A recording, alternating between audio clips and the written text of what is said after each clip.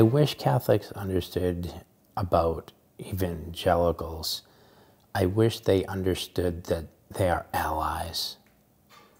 And they are, dare I say, brothers in Christ, though separated, but they are allies, not enemies.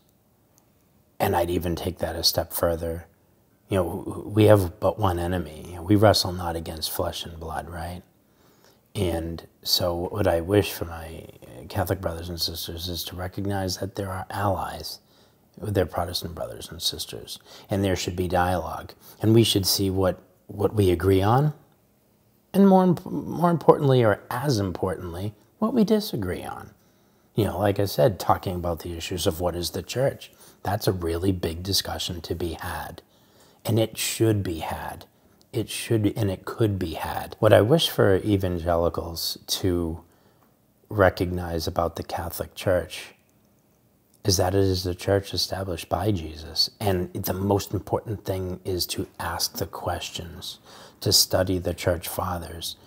Most, you know, evangelicals believe in sola scriptura, scripture alone. Where does the scripture come from? What we call the Old and New Testament, that wasn't established until the 4th century. So what did the first 4 centuries of Christians do? These are questions we need to ask. We need to look at the early church fathers, what they believed, and I'd even encourage them to study the Protestant fathers. You know, the Protestant fathers pointed me towards Rome because I couldn't find an agreement amongst them. And yet Luther believed in the perpetual virginity of Mary. Luther believed in the Assumption. He believed in these things. And, you know, looking at Calvin and Zwingli and Huss and all these, and yet what has become of their, you know, the authority. One of the things that is pivotal for me is the authority of the church, the scripture, the magisterium, and tradition, right?